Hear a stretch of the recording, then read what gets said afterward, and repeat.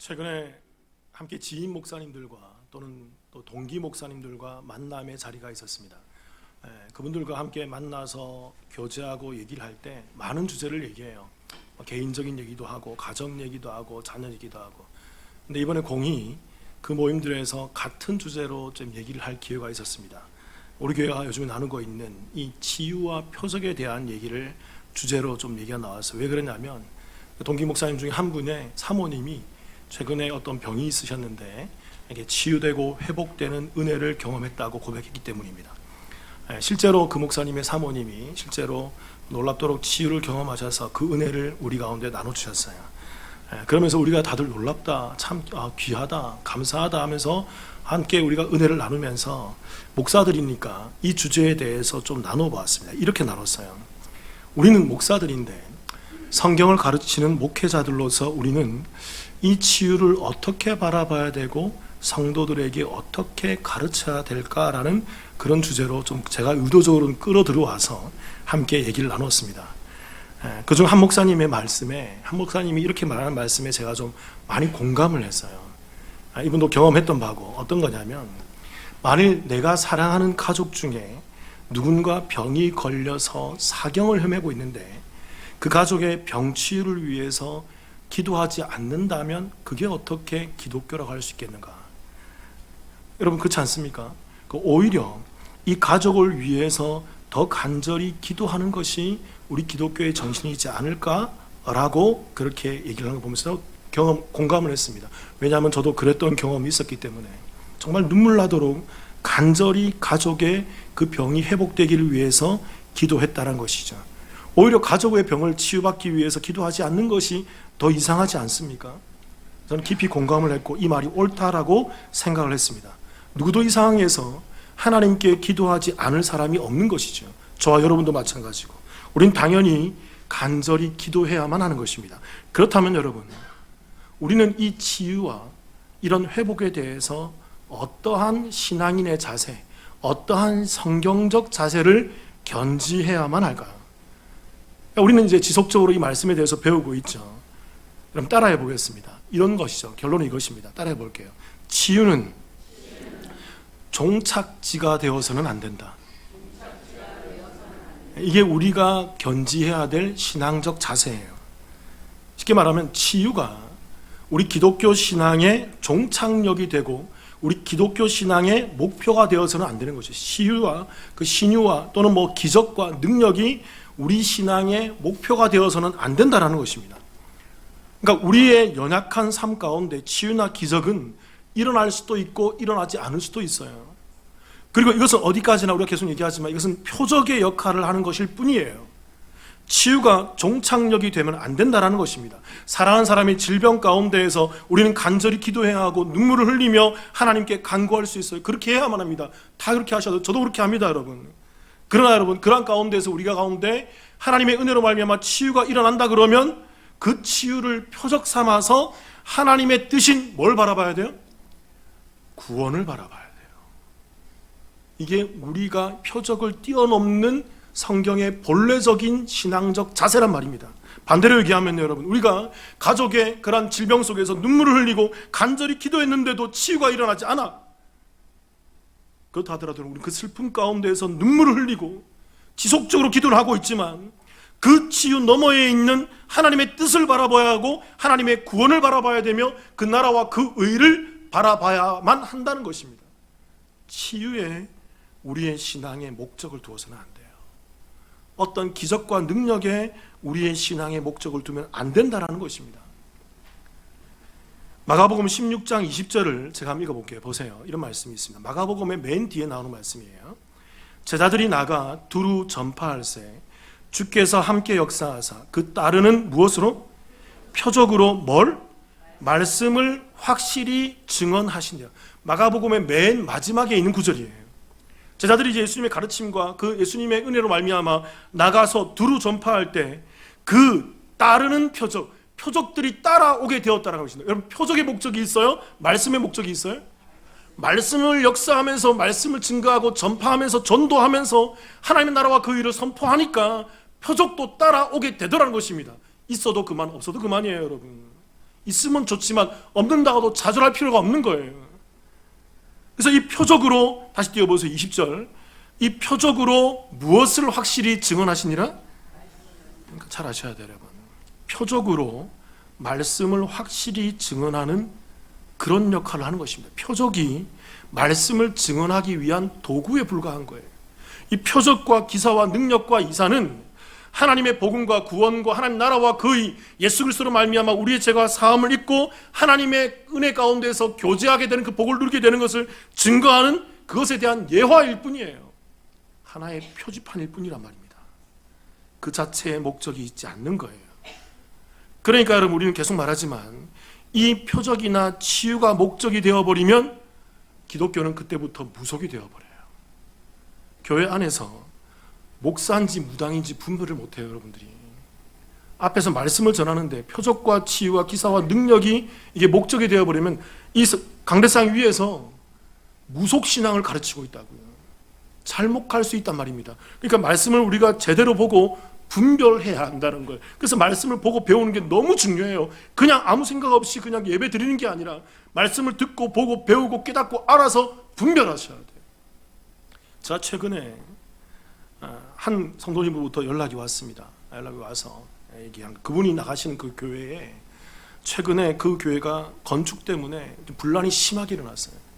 너무나도 막대한 그 건축 헌금 때문에. 이분이 권사님이신데 저한테 전화 와서 얘기하는 거죠. 목사님, 본인의 담임 목사님이 느헤미야 설교로, 학계 설교로 그렇게 막 말씀하시면서 하나님의 성전을 그렇게 분에 지나치게 그렇게 엄청나게 도가 지나치게 그 성도들이 헌금을 해서 그렇게 성전을 재건하였고 하나님의 성전을 짓지 않았느냐. 그래서 많은 성도님들이요 교회에서 헌금하고 그렇게 해서 교회를 짓자라고 독려한다. 매 예배 시간 때마다 1년이 넘도록.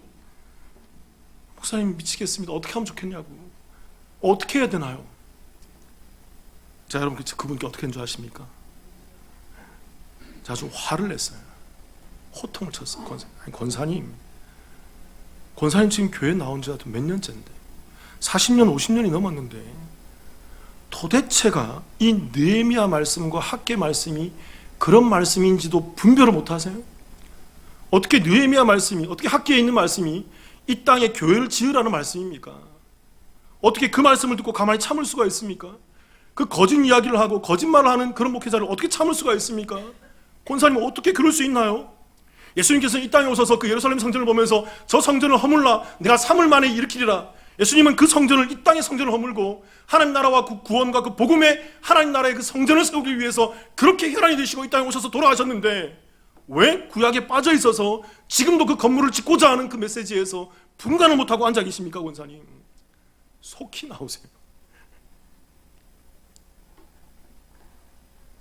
우리가 말씀을 통해서 분별하고 가만히 있으면 안 돼요. 여러분 분별했으면 이 말씀에 대한 분별력을 가지고 우리 신앙생활에 녹여내고 적용하고 우리의 삶을 말씀의 가치로 채워가야만 합니다. 그게 성도고 그게 이 땅의 마지막 시대 말세지마를 사는 교회의 올바른 신앙적 행동의 모습이란 말입니다. 사랑하는 성도 여러분, 저와 여러분이 지속적으로 이 말씀을 깨우치고 또 깨우치고 또 깨우쳐서 이 땅의 모든 시대와 하나님의 나라를 분별하며 살아가시는 주의 거룩한 성도가 되시기를 주님의 이름으로 축원합니다. 자, 그렇다면 여러분 이제 오늘 이러한 관점에서 이 말씀을 바라보는 이러한 관점에서 분별하는 이러한 관점에서 오늘 말씀이 우리에게 주고자 하는 그 본의, 그 진의, 그 교훈이 바로 무엇일까요? 오늘은 한 가지 주제에만 대해서 좀 나눠보겠습니다. 이것입니다. 따라해 볼게요, 여러분. 안식일과 선. 제가 이제 지난주도 얘기했고 자주 얘기했지만 안식일의 의미가 무엇인지를 알고요. 이것은 제가 이제 이번에 성경 공부하는 예배가 무엇인가와 맞물려 있어요. 그때 제가 더 심도 있게 제가 설명을 드릴 것입니다. 성경 공부 오시면 오늘은 좀 맛보기만 보여드릴게요. 안식일이 무엇이고 그리고 이 선이 무엇인지를 우리는 좀 알아봐야 됩니다. 그래서 이게 어떻게 연결되는지를 알아야 돼요. 말씀 12장 9절 같이 한번 읽어볼게요. 같이 읽겠습니다. 시작. 거기에서 떠나 그들의 회당에 들어가시니. 지난주도 살펴봤지만 예수님께서는 자꾸 반복되는 일을 하실 때가 있습니다. 주로 어디로 들어가세요? 회당에 들어가요. 여러분, 회당이 어떠한 곳입니까? 거기 말씀을 읽고 가르치고 선포하는 곳이에요. 구약의 말씀을 유대인들이 모이고 바리새인들과 그들의 종교 지도자들이 모여서 말씀을 읽고 가르치는 곳이 바로 회당이었단 말입니다. 그래서 예수님께서는 그 회당에 의도적으로 들어가세요. 왜 그럴까요? 유대인들이 말씀을 잘못 읽고 잘못 알거든요. 그래서 바리새인들과 서기관들에 의해서 잘못된 성경 말씀을 가지고 잘못된 가치로 살아가고 있거든요. 그래서 예수님께서 지속적으로 반복적으로 의도적으로 회당에 들어가서 제대로 된 말씀을 가르치고 제대로 된 말씀을 풀어주시며 제대로 된 말씀을 선포하시는 것입니다. 가르치기 위해서 회당에 들어가는 거예요. 그래서 그 말씀을 봅시다. 12장 10절을 보세요. 제가 읽어볼게요. 한쪽 손 마른 사람이 있는지라 사람들이 예수를 고발하려 하여 물어 이르되 안식일에 병 고치는 것이 옳으니까? 그러니까 여기 이 말씀의 원문에 보면요, 하나 빠져있는 단어가 있습니다. 한글 성경이 번역이 되지 않지만 12장 10절 서두에 보면 제일 먼저 뭐가 써있냐면 헬라어로 카이 이두라는 말이 쓰여 있어요. 이 카이라는 말은 접속사로 그리고라는 말이고 이두라는 말은 환기시키는 말이에요. 보라라는 말이에요. 그래서 12장 10절에서 뭐로 시작하는 그리고 보라 어떻게 됩니까? 예수님께서 회당에 들어가셨어. 회당에 들어가서 그들이 잘못됨을 가르쳐 주시고 지적하기 위해서 회당에 들어갔단 말이야. 자, 이제 봐. 이제 한번 봐봐. 이제 예수님이 거기에 들어갔는데 어떤 일이 일어나는지 한번 보란 말이야. 그런 의미가 여기 담겨 있어요. 그리고 12장 10절 다시 띄워보세요. 거기에 누가 있어요? 한 손 마른 사람이 마침 그곳에 있더라는 것입니다. 그리고 그 손 마른 사람을 보고 그곳에 있던 그 사람들이 예수님을 향해서 뭐라고 질문합니까? 뭐라고 질문하죠? 안식일에 뭘 고치는 것이? 병 고치는 것이 옳으니까. 자, 질문 드려볼게요. 예수님께서 지금 이 회당에 들어가신 이 날은 언제죠? 안식일이란 말입니다. 반복이에요. 지속이에요. 거기에 강세가 들어가 있단 말입니다. 예수님은 자꾸 지속적으로 안식일에 뭔가를 하세요. 지속적으로 자꾸 회당에 들어가신다. 오늘은 안식일에 회당까지 들어가셨어요. 그리고 마침 거기 가보니까 거기에 누가 있어요? 손 마른 사람이 거기 떡하고 있더라는 것입니다. 오늘 성경은 여기에 포커스가 있는 거죠. 병행 구절인 누가복음에 보면요, 이 질문한 사람들, 안식일에 병 고치는 것이 옳으니까? 라고 질문했던 사람이 누구라고 기록되느냐면 이들이 바로 바리새인과 서기관들이다 라고 기록하고 있어요. 이들이 누굽니까? 그들이 당시 교회에 나오지만 교회에서 말씀을 잘못 듣고 잘못 읽고 잘못 이해해서 잘못 신앙생활하고 있는 그 성도를 얘기하는 거예요. 잘못된 성도를 상징하는 게 바로 바리새인들과 서기관들의 모습이라는 것입니다. 그들이 안식일법을 가지고 예수님께 질문하는 거죠. 안식일 날 병 고치면 안 되는데, 안식일은 쉬어야 되는데 안식일 날 병 고치는 일을 하면 됩니까? 안 됩니까? 그때 예수님의 대답이 뭘까요? 12장 12절 같이 읽어보겠습니다. 시작. 사람이 양보다 얼마나 더 귀하냐. 그러므로 안식일에 선을 행하는 것이 옳으니라 하시고. 안식일에 뭘 행하는 것이? 선을 행하는 것이 옳다라는 거예요. 이 옳다라는 말은 법정적 용어예요. 이건 합법적이다. 이게 옳고 이게 이치에 맞다. 이게 율법에 맞는 행동이야. 그런 의미예요. 안식일에 이 회당에서 손 마른 사람을 치유해 주는 것이 그게 옳은 것이고 그게 선이고 그게 합법적이고 그게 합당한 것이고 그게 마땅한 것이라는 것입니다. 안식일에는 일을 하면 안 된단 말입니다. 안식일에는 병을 치유해 주면 안 된단 말입니다. 이 안식일날 더더군다나 회당에서 손 마른 사람의 병을 치유해 주는 것은 있을 수 없는 일이에요. 그런데 예수님께서는 이 안식일에 선을 행하는 것이 합법해. 그게 율법의 의미야 라고 설명한다고요. 그렇게 여러분, 우린 여기서 이 예수님의 이 화법을 이해할 필요가 있어요. 여기서 나오는 이 두 단어, 안식일이 뭐고 선이 성경에서 어떤 의미인지를 우리가 온전히 바라보고 안식일과 선의 연관성을 이해하게 되면 예수님이 어떠한 관점과 어떠한 주제로 이 말씀을 하시는지를 제대로 이해하게 된단 말입니다. 자, 질문 드려볼게요, 여러분. 자주 하는 질문이지만 성경이 말하는 참된 안식의 의미가 뭐죠? 그렇죠. 이제 우리 성경에 나오죠. 지난주도 얘기했잖아요. 안식의 본래적 의미가 뭐예요? 누구와의 교제예요? 그 죄된 인간들이 그 죄를 회복받고 하나님과 교제하는, 이게 복이라 그랬죠. 이게 바라크라 그랬잖아요.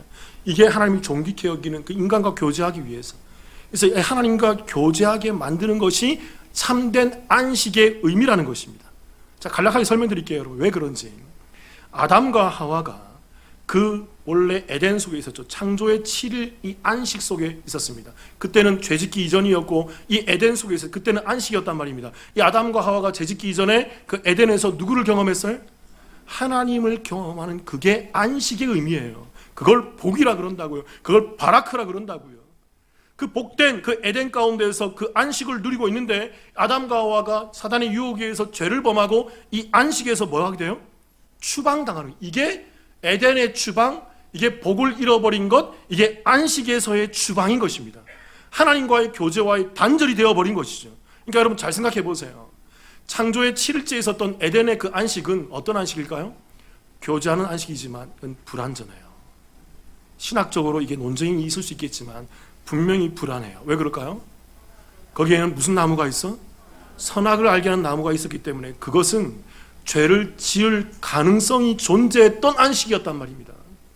그러니까 우리는 글로 회복되면 안 돼요. 우리는 그 에덴으로 회복되면 안 돼요. 거기는 여전히 선악과가 있어서 우리가 언젠가는 그 선악의 알을 낳은 나무를 어떻게 해야 돼요? 결국에는 그 아담과 하와가 언젠가는 뭐 하게 되어 있어요? 따먹게 되어 있는 것이 인간의 실존이란 말입니다. 10,000년을 참아도 10만 년을 참아도 100만 년을 참아도 그 100만 1년째는 반드시 따먹게 되어 있는 것이 인간의 연약함이란 말이에요. 그 따먹지 말라는 율법을 어길 수밖에 없는 것이 인간의 실존이었어요. 그래서 그 안식에서 추방당하는 것입니다. 그리고 이 안식에 추방당한 아담과 하와를 하나님께서는 방치하지 않으시고 회복시켜 주시기 위해서 이 땅에 누구를 보내세요? 예수님을 보내주셔서 그 예수님이 아담과 하와가 실패했던 그 율법, 그 먹지마, 하나님께 순종하지 못했던 그 율법을 온전히 지켜내는 율법의 완성의 삶을 살아내시고 우리 가운데 입혀주시는 것입니다. 그래서 그 후손들이 예수님으로 말미암아, 아담의 후손들이 예수님으로 말미암아 죄를 지을 가능성, 그 선악을 알게 하는 나무를 먹게 되는 그 가능성을 예수님의 십자가의 공로로 덮어버린 거예요. 이게 복음이에요, 여러분. 이걸 구원이라 그런다고. 그래서 예수님께서 이 땅에 오셔서 율법의 완성, 그 죄를 덮어버린 거죠. 가려버린 거죠. 그래서 율법의 완성, 그 안식의 완성을 우리 가운데 주셔서 우리가 창조의 7일째인 안식일인 그 토요일이 아니라 불완전했다고요. 예수님께서 부활하신 8일째 무슨 날? 오늘 무슨 날?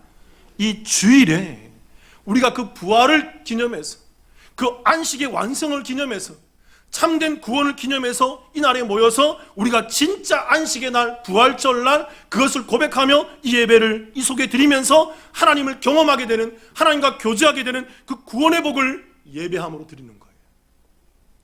이게 복음이라고요. 그러니까 여러분, 안식은 무엇과 연관이 되어 있어요? 하나님을 경험하게 되는 복, 구원과 연관이 있는 거예요.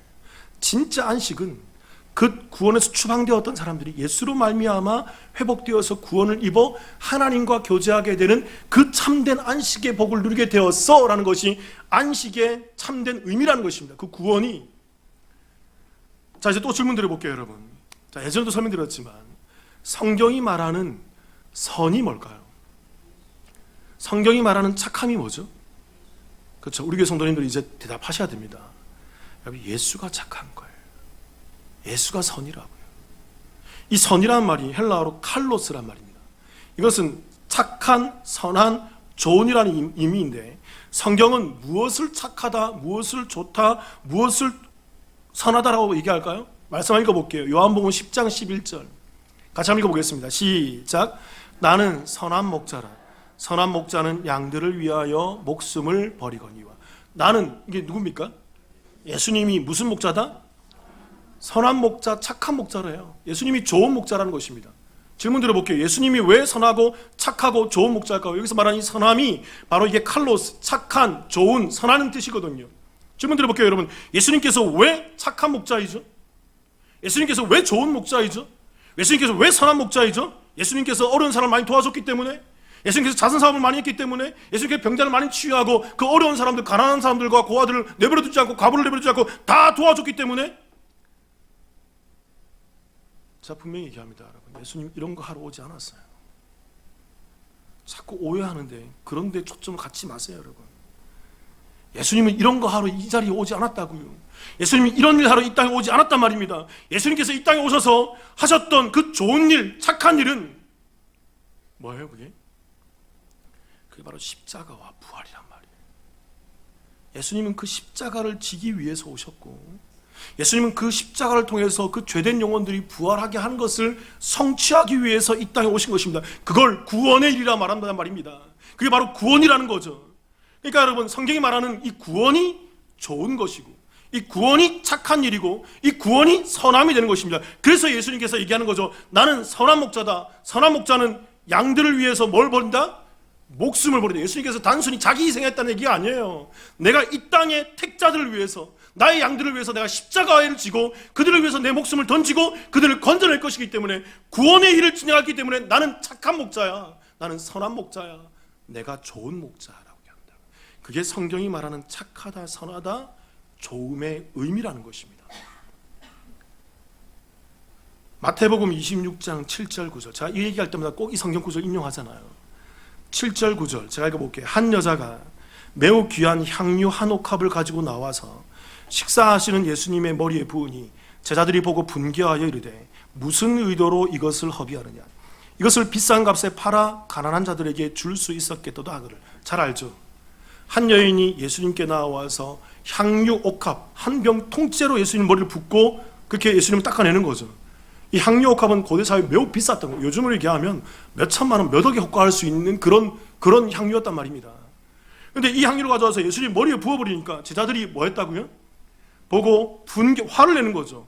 왜 화를 냅니까? 다시 띄워보세요. 9절에 이런 말씀이 있죠. 이것을 비싼 값에 팔아 가난한 자들에게 줄 수 있었겠다. 여러분, 세상은 이게 착한 거예요. 이 여인이 그 향유, 그 보석과 같이 귀한 그 값진 물건을 그 전당포나 세상에 팔아서 수천만 원, 수억을 가져와서 가난하고 헐벗고 어려운 사람들 도와주고 자선사업하고 그렇게 여러 가지 복지사업 많이 하고 좋은 일 많이 하는 게 세상의 착함이라고요. 제자들이 그거 보고 분노하는 거잖아요. 이게 착하지 않니? 이렇게 해야 되지 않니? 근데 여러분, 잘 아셔야 돼요. 우리 성경을 통해서 분별해야 됩니다. 여러분, 이거는 세상이 말하는 거고, 세상은 교회를 향해서 이렇게 요구해요. 야, 교회들아, 세상에 가난하고 헐벗은 사람들, 어려운 사람들 많이 도와야 되지 않겠니? 그들에 대해서 많이 지원해 줘야 되지 않겠니?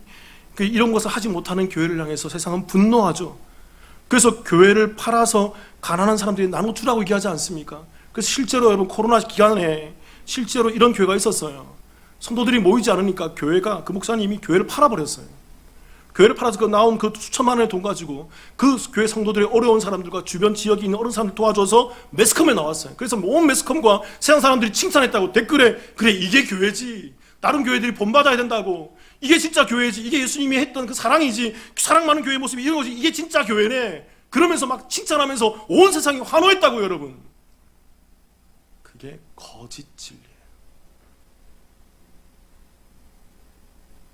세상은 이렇게 하지 못하는 교회를 보면서 화를 내는 것입니다. 오늘 제자들이 얘기하는 것처럼 분별해야 돼요. 이때 예수님께서 뭐라고 얘기할까요? 마태복음 26장 10절 같이 한번 읽어볼까요? 시작. 예수께서 하시고 그들에게 이르시되 너희가 어찌하여 이 여자를 괴롭게 하느냐? 그가 내게 좋은 일을 하였네. 이 좋은 이란 말이 칼로스란 말입니다. 이게 착한, 좋은, 선한 그 용어라고요. 똑같은 단어라고요. 예수님께서 얘기하죠. 너희들이 왜 그렇게 화를 내니? 뭐 때문에 화를 내? 세상에 팔아서 그렇게 좋은 일 많이 하라고? 그거 아니야. 이 여인은 내게 진짜 선한 일, 내게 진짜 착한 일, 내게 진짜 좋은 일을 했어. 왜 그럴까요? 예수님의 그 향유를 사와서 예수님의 머리에 부은 것이 좋은 일이에요. 그 향유를 가져와서 예수님의 머리에 부은 것이 착한 일이라고요. 그 향유를 가져와서 예수님의 머리에 부은 것이, 이게 바로 선하고 이게 교회가 지향해야 될 일이라고요. 또 말씀 오해해서 향유 다 사와서 막 머리 붓고 그거 아니죠, 여러분. 26장 12절 보세요. 이것 때문에 그래요. 제가 읽어볼게요. 예수님이 그 이유를 얘기합니다. 이 여자가 내 몸에 이 향유를 부은 것은 뭘 위함이라? 내 장례를 위하여 함이냐. 예수님의 장례가 뭐예요? 그게 십자가잖아요. 그게 부활이잖아요. 예수님께서 자주 얘기했다고요. 내가 십자가를 지고 죽고 3일 만에 부활해야 될 거야. 이 여인은 이걸 믿었다고요. 그래서 이 여인이 그 예수님을 믿고 그 십자가의 죽으심과 부활을 사모해서 자기에게 있는 가장 값지고 귀한 것을 믿음으로 가지고 나와서 남들이 볼 때는 정말 얼토당토 않는 그런 예수님의 머리에 부으면서 다 허비해버리는 것입니다. 세상은 이것을 미련하다 그러고 세상은 이것을 향해서 분노를 얘기하지만 예수님은 그걸 보면서 나의 십자가를 예비해주고 내 십자가와 함께 동참하며 내 십자가와 그 부활의 구원의 은혜를 사모하고 있는 이 여인아, 네가 정말 착하다. 내가 착한 예수고 그 착한 예수의 그 십자가와 부활을 동참하고 있는 네가 정말 착한 거야. 그러면서 그 여인의 그 행실을 칭찬하면서 복음을 얘기할 때 이 여인의 행실을 증거해라고 얘기하고 있다. 이게 착한 거라고. 이렇게 여러분, 성경이 말하는 성경이 말하는 착함이 뭐예요? 뭐가 착함일까요? 십자가와 부활로 말미암는 구원이 착한 거예요. 아까도 얘기했지만 여러분, 교회를 팔아서 가난한 사람들을 돕는 것이 착한 일이 아니에요. 그건 세상이라고요. 그건 세상도 그렇게 할 수 있다고요. 세상에 예수 믿지 않는 사람들도 많은 기업들이 삼성이나 LG나 뭐 여러 가지 대기업들이 수억, 수십억, 수백억을 그렇게 자선사업 하듯이 기부하듯이 펑펑 쓰면서 그렇게 착한 일을 할 수 있다고요, 여러분. 근데 그 삼성과 LG와 그 수많은 세상의 많은 사람들이 죽었다 깨어나도 할 수 없는 것, 그 착함이 뭐죠? 그들은 절대 할 수 없고 오직 교회만이 할 수 있는 것, 그게 바로 뭐예요? 가난하고 헐벗고 부자든 아프든 건강한 사람들에게 누구를 증거하는 것? 예수 그리스도의 복음을 제시하고 그 예수 그리스도를 믿고 죄가 해결받아 하나님과 관계하는 그 구원을 선포하고 구원을 가져다 주는 것, 이게 교회의 할 일이고 이게 예수님이 오셔서 한 일이며 이 땅에 있는 교회들이 어떤 상황 가운데도 이 일을 해야 되는 것이고 그 수천 수억만금보다 더 귀한 밭에 감추인 보화의 그 사역이란 말입니다. 그러니까 예수 그리스도로 말미암는 이 구원을 교회에서 제대로 가르치고 제대로 증거하는 것이 교회가 행할 착한 일, 선한 일, 좋은 일이라는 거예요. 분별하셔요. 세상은 이거 못해요. 예수를 모르는데, 복음을 모르는데 어느 기업에서 이 일을 할 수 있단 말입니까? 오직 어디서만 할 수 있어요? 우리 교회에서만 할 수 있다고요. 오늘 말씀을 다시 한번 읽어봅시다. 여러분, 마태복음 12장 12절 같이 한번 읽어볼까요? 이제 이 단어를 눈여겨보세요. 같이 읽어볼게요. 시작. 사람이 양보다 얼마나 더 귀하냐. 그러므로 안식일에 선을 행하는 것이 옳으니라 하시고. 구원이라는 말을 대입시켜 보세요. 여러분, 안식일은 구원을 주는 날이에요. 하나님과 참된 교제를 하게 만드는 그 온전한 구원을 가져다 주는 그 안식일의 참된 의미가 거기에 담겨 있다고요. 선이란 말, 칼로스란 말에도 뭐가 담겨 있어요? 예수님 십자가와 부활로 말미암아 얻게 되는 뭐였죠? 구원의 초점이 있는 것입니다. 예수님은 오늘 이 구원의 초점을 가지고 이 성경을 잘 모르고 성경을 오해하고 성경을 읽어도 들어도 잘 깨닫지 못하는 이 바리새인들과 서기관들을 향해서 제대로 가르치고 있다는 말입니다. 그래서 여러분, 오늘 말씀의 병행구절이 마가복음에는 이렇게 해석해놨어요. 마가복음 3장 4절 제가 읽어볼게요. 보세요. 그들에게 이르시되, 똑같은 병행구절입니다. 그들에게 이르시되 안식일에 선을 행하는 것과 악을 행하는 것, 그리고 뭐라고 되어 있습니까? 생명을 구하는 것과 죽이는 것, 어느 것이 옳으냐 하시니 그들이 잠잠하거든. 안식일에 선을 행하는 것이 바로 어떤 것이다? 그 밑에 뭐라 되어 있어요? 생명을 구하는 것이다 라고 얘기하고 있다는 것입니다. 안식일에 이 손마른 자를 구원해내는 것이, 치유해내는 것이 바로 생명을 주는 구원의 역사임을 우리 가운데 얘기해주고 있다고요. 질문 들어볼게요. 여러분, 이 안식일에 이 손마른 자가 구원을 받게 되는 것이 생명과 연관되어 있는 일인가요? 여러분, 이 손 마른 사람은요, 그냥 손이 쪼그라들어서 손의 기능을 하지 못하는 사람이에요. 불편할 뿐이지만, 제대로 손을 쓰지 못하지만 생명과는 관련이 있어요, 없어요? 생명과는 관련이 없단 말입니다.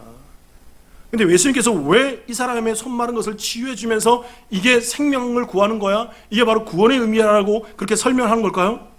이게 바로 죄인들의 모습을 상징하고 있기 때문에 그래요. 제가 얘기하잖아요. 그 수많은 성경에 나오는 병들이 획일적으로 다 뭘 보여주고 있어요?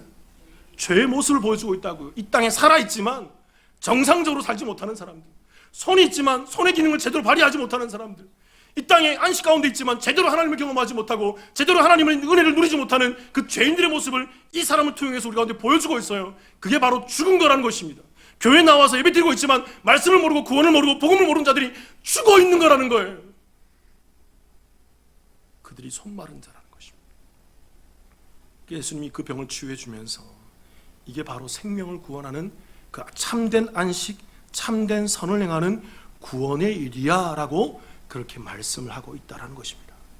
그래서 오늘 본문에서 예수님께서 이 땅의 죄로 말미암아 무너진 그 안식을 살고 있는 사람들에게 그 안식의 본체이시고 안식의 주인이시며 안식, 참된 안식을 소유하고 있는 예수님이 그 안식일날 그 회당에 오셔서 제대로 된 말씀을 가르치며 참된 안식, 참된 구원이 무엇인지를 그 사람을 치유하심으로 말미암아 우리 가운데 예표적으로, 우리 가운데 표적으로 보여주고 있다라는 거예요.